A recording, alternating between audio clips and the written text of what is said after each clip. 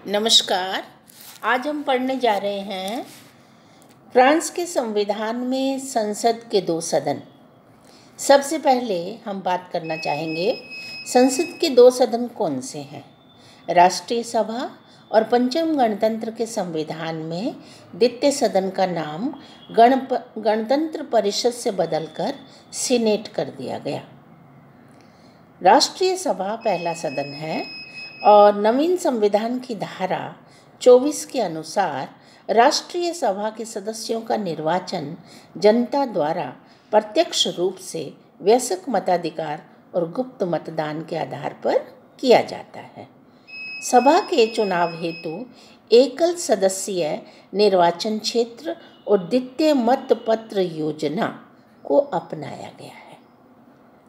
वयस्क मताधिकार तो बिल्कुल स्पष्ट है। अब द्वितीय मतपत्र योजना क्या है? जब किसी भी बहुमत प्राप्त करने वाले उम्मीदवार को पहले मतदान के बाद स्पष्ट बहुमत प्राप्त नहीं होता तो द्वितीय मतपत्र योजना के तहत उसको दोबारा मतदान में हिस्सा लेना पड़ता है। दोबारा मतदान होता है और दोबारा मतदान में सबसे अधिक मत प्राप्त करने वाले उम्मीदवार को विजयी घोषित कर दिया जाता है। कंडीशन ये है कि 50% से अधिक और पंजीकृत मतदाताओं से 1/4 से अधिक मत प्राप्त होने जरूरी है। अर्थात यानी इस कंडीशन को जो पूरा नहीं करता तो दोबारा मतदान की प्रोसेस की जाती है, प्रक्रिया की जाती है। राष्ट्रीय सभा के चुनाव में व्यक्ति के 18 वर्ष की आयु प्राप्त प्रत्येक नागरिक को मताधिकार प्राप्त है। और सबसे बड़ी बात यह है ये लोकतांत्रिक प्रोसेस से, प्रक्रिया से यहाँ मतदान को करवाया जाता है। कार्यकाल राष्ट्रीय सभा के सदस्यों का 5 वर्ष है और पंचम गणतंत्र के संविधान में भी 5 वर्ष ही रखा गया, चतुर्थ में भी 5 वर्ष का ही कार्यकाल था।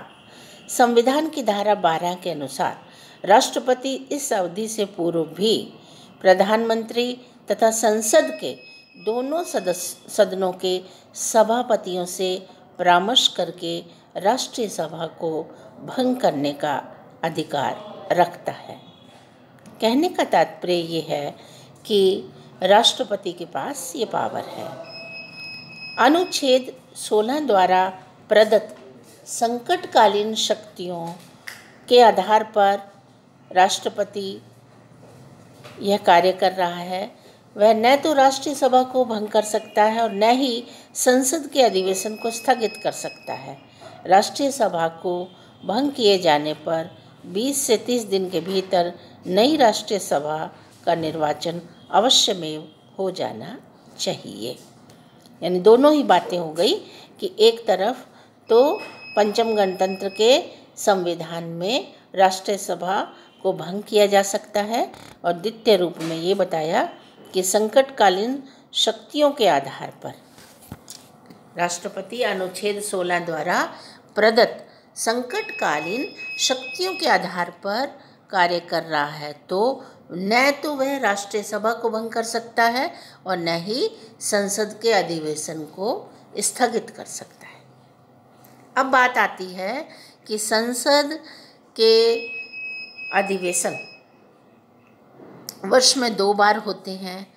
राष्ट्रपति को प्रधानमंत्री या संसद के बहुमत सदस्यों के आग्रह पर संसद का असाधारण अधिवेशन बुलाने का भी अधिकार है। संसद का अधिवेशन सार्वजनिक होता है और प्रधानमंत्री या सदन के 1/10 सदस्यों के आग्रह पर गुप्त अधिवेशन भी बुलाया जा सकता है। संसद के सदस्यों को कुछ विशेषाधिकार भी प्राप्त हैं, जिसमें हम कहना चाह रहे हैं कि संसद के सदस्यों को भाषण की पूर्ण स्वतंत्रता है। किसी सदस्य को इसके लिए गिरफ्तार नहीं किया जा सकता न ही वह सदन के बाहर किसी अधिकारी के प्रति उत्तरदायी होता है। और सबसे बड़ी बात यह है कि संसद जो है एक इम्पोर्टेंट सदन है और उसे कानून निर्माण की शक्ति प्राप्त है। अब हम पढ़ने जा रहे हैं संसद के जो रिप्रेजेंटेटिव हैं, यानी संसद को हैंडल करने के लिए सभापति का निर्वाचन होता है और उसकी भूमिका क्या रहती है। संसद के सभाओं को संचालित करने के लिए ज़रूरी है कि उसका एक नेतृत्व यानी उसका एक सभापति होना चाहिए। सभापति का निर्वाचन राष्ट्रीय सभा के सदस्यों द्वारा होता है। उसका प्रमुख कार्य सदन का सभापतित्व करना है और सदन में शांति बनी रहे, सदन के सदस्य मर्यादित रहें, विधि निर्माण के कार्यों को सुचारू रूप से करते रहें। इन सब दायित्वों की पूर्ति सदन में होनी चाहिए। ये दायित्व सभापति को देखना होता है।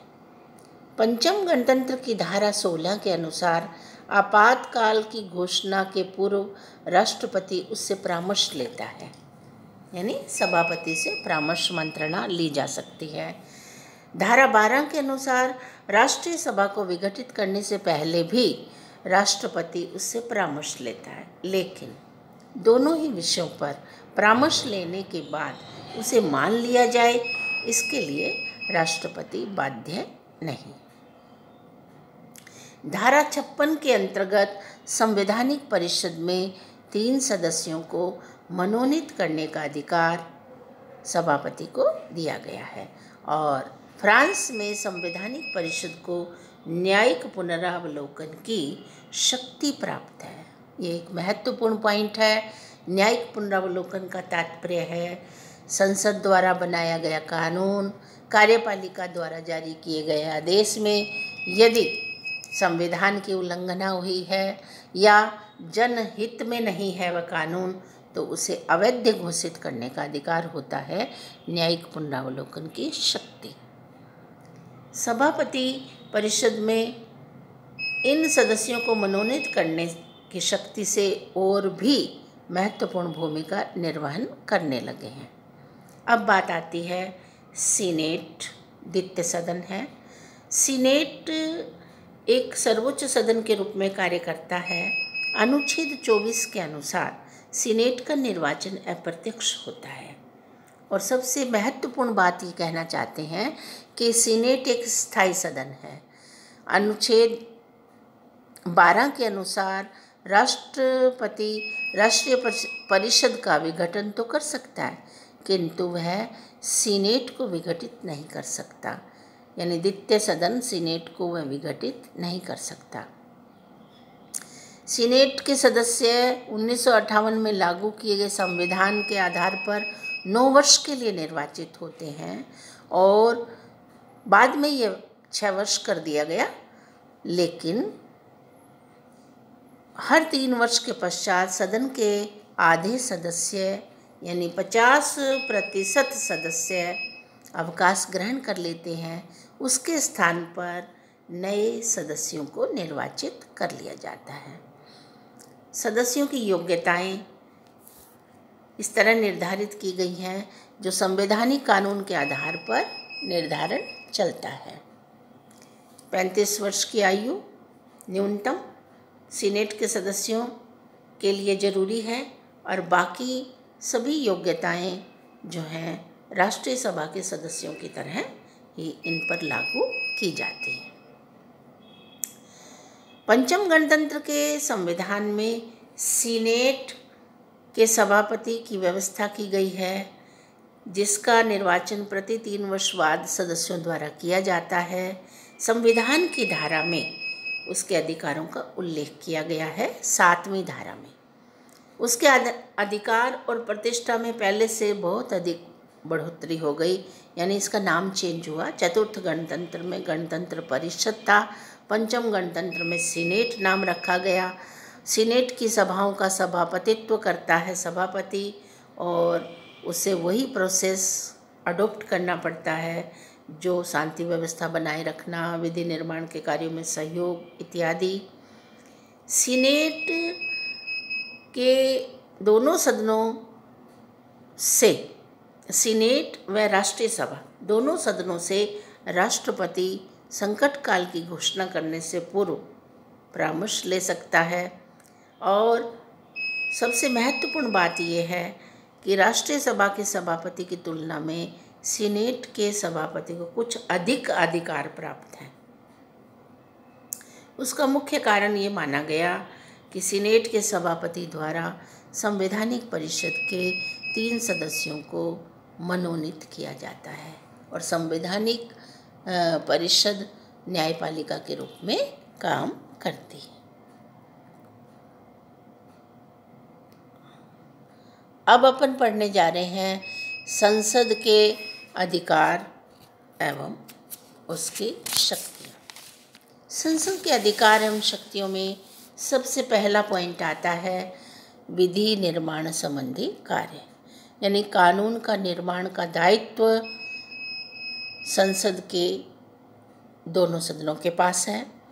विधि निर्माण में पंचम गणतंत्र के संविधान की धारा 3 के अनुसार राष्ट्रीय संप्रभुता जनता में निवास करती है, जो इसका प्रयोग अपने प्रतिनिधियों तथा जनमत संग्रह के द्वारा करती है।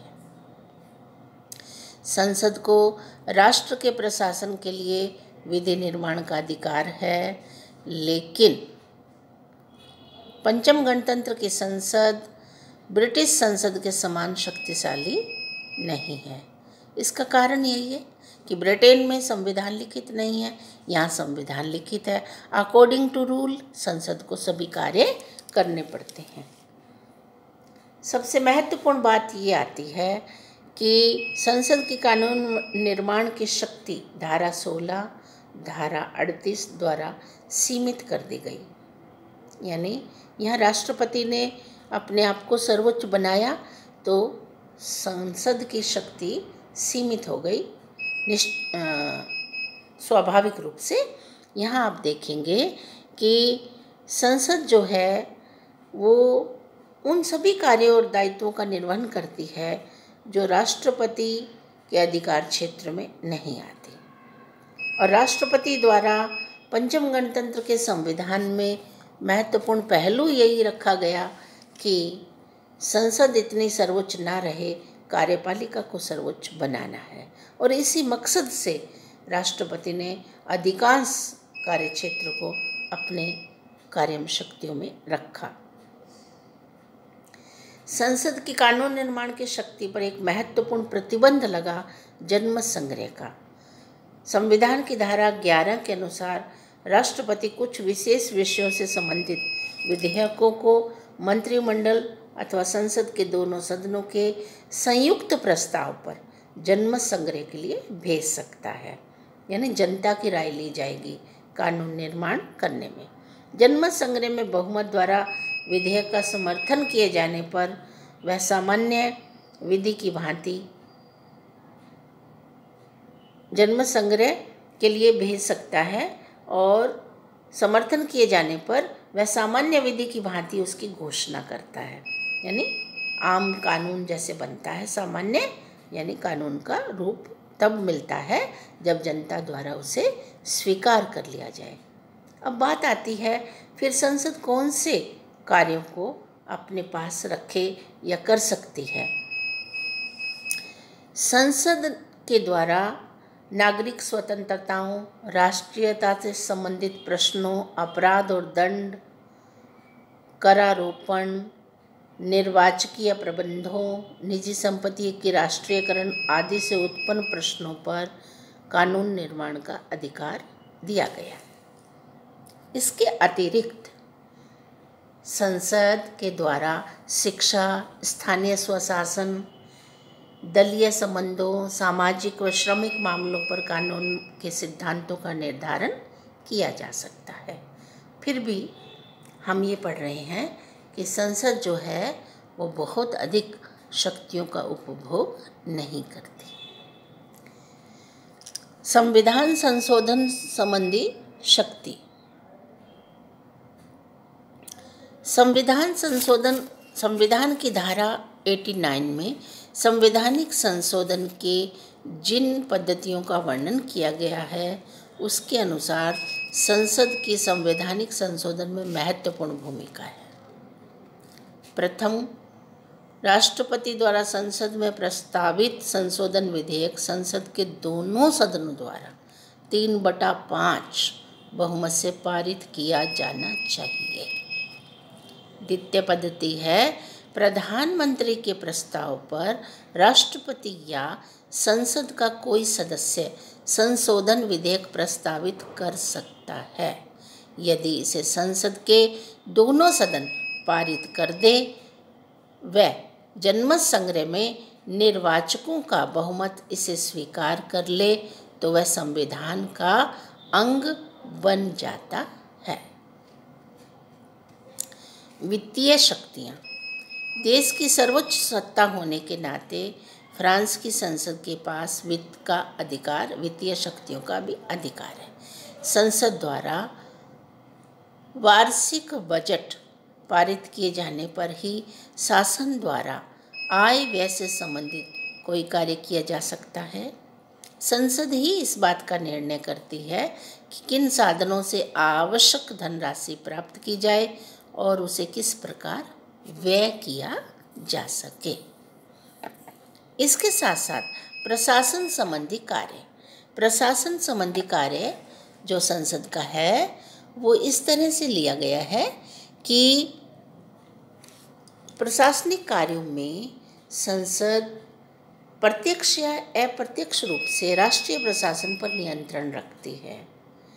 चतुर्थ गणतंत्र के अंतर्गत कार्यपालिका पर संसद का पूर्ण नियंत्रण था, परंतु पंचम गणतंत्र के संविधान में कार्यपालिका पर संसद का नियंत्रण कम कर दिया गया और उसे प्रशासन संबंधी विभिन्न प्रस्तावों पर वाद विवाद, विचार विमर्श किए जाने की शक्ति तो प्राप्त है। इसके अतिरिक्त मंत्री परिषद राष्ट्रीय सभा के प्रति उत्तरदायी है। राष्ट्रीय सभा निंदा प्रस्ताव पारित करके उसे पदच्युत भी कर सकती है। निंदा प्रस्ताव राष्ट्रीय सभा के कुल बहुमत द्वारा पारित किया जाना चाहिए। उपस्थित एवं मतदान में भाग लेने वाले सदस्यों के बहुमत द्वारा ही नहीं, यानी कुल सदस्य यदि निंदा प्रस्ताव पास करेंगे तो एक्शन होगा, अन्यथा नहीं होगा। संसद को विदेशिक संबंधों के संचालन के विषय में भी शक्ति प्राप्त है। अंतर्राष्ट्रीय संधियों का अनुसमर्थन करने, युद्ध की घोषणा करने का कार्य भी संसद द्वारा किया जाता है। संसद के दोनों सदनों को राष्ट्रपति के विरुद्ध महाभियोग प्रस्तावित करने का अधिकार भी प्राप्त है। यदि संसद के दोनों सदन द्वारा पृथक अलग अलग अपने कुल बहुमत से दोषारोपण प्रस्ताव पास कर दिया जाए तो इसकी जांच उच्च न्यायालय द्वारा होनी चाहिए। उच्च न्यायालय के सदस्यों को संसद के दोनों सदनों द्वारा बराबर की संख्या में नियुक्त किया जाता है। इस प्रकार हमने आज अध्ययन किया पंचम गणतंत्र के संविधान में संसद बहुत अधिक शक्तियों के आधार पर कार्य तो नहीं करती, फिर भी महत्वपूर्ण कार्यों में उसकी अहम भूमिका मानी जाती है।